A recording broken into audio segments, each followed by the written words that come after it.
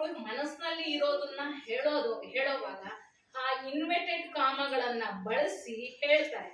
ಅದು ಚೆನ್ನಾಗಿ ಮನದಟ್ಟಾಗುತ್ತೆ. ಮತ್ತು ಅಲ್ಲಿ ಒಂದು ಹಾಸ್ಯ ಇದ್ರು, ಸರಳತೆ ಇದ್ರು, ಒಂದು ಗಹನವಾದ ವಿಚಾರನ ನಾನು ಗಮನಿಸಿದ್ದೀನಿ. ಅದನ್ನ ಎಲ್ಲರೂ ಕೂಡ ಪಾಲಿಸುವಂತದ್ದೇ. ಒಂದು ಯೋಗಾಸನದ ಬಗ್ಗೆ ಬರೆದಿದ್ರು, ಅವರಿಗೆ ಅವರ ಅನುಭವನೇ ತಗೊಂಡು ಯಾಕಾಗಲ್ಲ, ಎಲ್ಲರ ಮನಸ್ಥಿತಿ ಎಲ್ಲಾ ಏನು ಹೆಂಗಸರ ಮನಸ್ಥಿತಿನೋ ಅದೇ ರೀತಿ ಅನ್ನೋ ಹಾಗೆ ಬರೀತಾರೆ. ಹೌದಲ್ವಾ, ಎಷ್ಟು ಸಿಂಪಲ್ ಆಗಿ ಹೇಳಿದ್ದಾರೆ, ಎಷ್ಟು ಖುಷಿ ಆಗುತ್ತೆ. ಅದರಲ್ಲಿ ಒಂದು ಸೀರಿಯಸ್ ವಿಚಾರನೂ ಇರುತ್ತೆ, ನಾವು ತಿಳ್ಕೊಳ್ಳುವಂಥದ್ದು. ಹಾಸ್ಯ ಲೇಪನೂ ಮಾಡಿರ್ತಾರೆ. ಆಗ ಒಂದು ಸರಳ ಭಾಷೆಯಲ್ಲಿ ಪ್ರತಿಯೊಬ್ಬರನ್ನು ಓದಿಸ್ಕೊಂಡು ಹೋಗುವಂತ ವಿಚಾರ ಇರುತ್ತೆ. ಅದಕ್ಕೆ ನಮಗೆ ತುಂಬಾ ಖುಷಿ ಆಗುತ್ತೆ. ಅವರು ಮತ್ತೆ ನಮ್ಮ ಏನು ಮಹಿಳೆಯರ ಲೇಖಕಿಯರ ಬಳಗದಲ್ಲಿ ಒಂದು ವಿಶೇಷ ಸ್ಥಾನನೇ ಇದೆ ಅವ್ರಿಗೆ. ಅವ್ರ ಬರಹ ಅಂದ್ರೆ ಇಲ್ಲ ಮತ್ತೆ ಏನೋ ಸ್ಟಾರ್ ಹಾಕೊಂಡು ಓದ್ಬೇಕು ಅದು ಸಮಯ ಆದಾಗ ಅನ್ನೋದನ್ನ ಕಾಣಿಸುತ್ತೆ. ತುಂಬಾ ಚೆನ್ನಾಗಿ ಬರೀತಾರೆ. ಅದ್ರ ಬಗ್ಗೆ ನನ್ಗೆ ಹೆಮ್ಮೆ ಇದೆ. ಒಂದ್ ಸೆಕೆಂಡ್ ಕಂಗ್ರಾಟ್ಸ್ ಮೇಡಮ್. ಆಮೇಲೆ ನಾನು ಏನು ಒಂದನ್ನ ನನ್ಗಾದ ಅನುಭವ ಹೇಳ್ತೀನಿ ಅಂದ್ರೆ, ಈಗ ಸಂಬಂಧಗಳು ಕುಸಿತಾ ಇದೆ ಅಂತ ಅನ್ಸುತ್ತೆ ನನಗೆ. ಯಾಕಪ್ಪ ಅಂದ್ರೆ ರಿಲೇಷನ್ನು ಈಗ ಮನೇಲಿ ಎಲ್ಲಾರು 2-3 ಜನ ಅಷ್ಟೇ ಇರೋದು.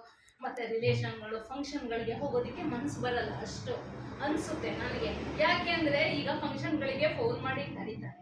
ಅಲ್ಲಿ ಹೋದಾಗ ನಾವು ಕರೆದಿರೋರು ಯಾರು, ಅವರು ವೈಯಕ್ತಿಕವಾಗಿ ಮಾತಾಡ್ಸಲ್ಲ.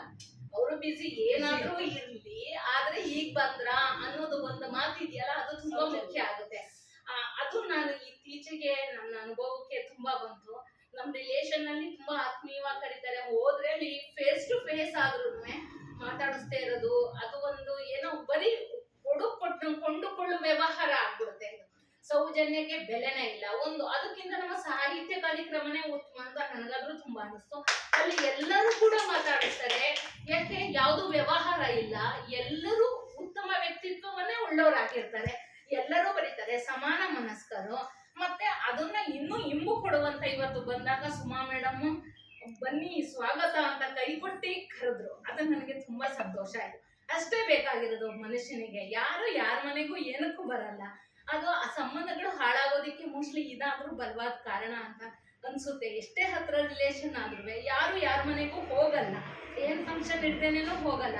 ಅದು ನನ್ಗಾಯ್ತು ಅನುಭವ ಅಂತ. ಅದಕ್ಕೆ ನಾನು ನಿನ್ನೆ ಫೇಸ್ಬುಕ್ ನಾನು ಗಮನಿಲ್ಲ. ನಮ್ಮ ಶಾಂತಮೂರ್ತಿ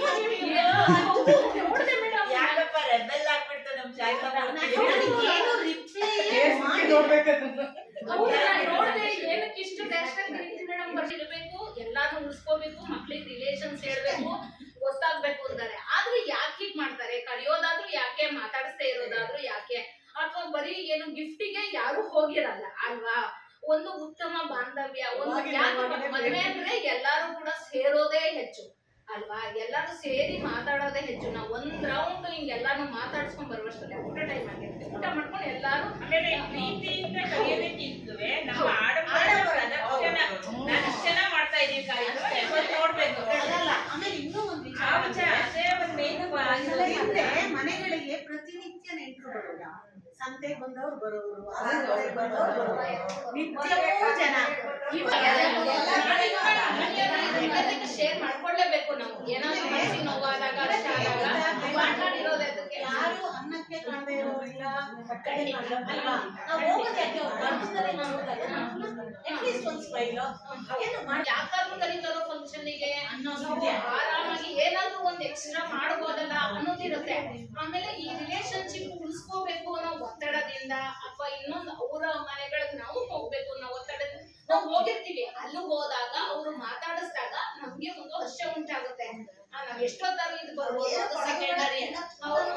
ಅವಾಗ ನಾನು ನಮ್ಮದೇ ಶೇರ್ ಮಾಡಿದಾಗ ನೀವು ಪಾಸಿಟಿವ್ ಆಗಿ ಯೋಚನೆ ಮಾಡಿ, ಎಷ್ಟು ಸಕಾರಾತ್ಮಕವಾಗಿ ಯೋಚನೆ ಮಾಡಿ.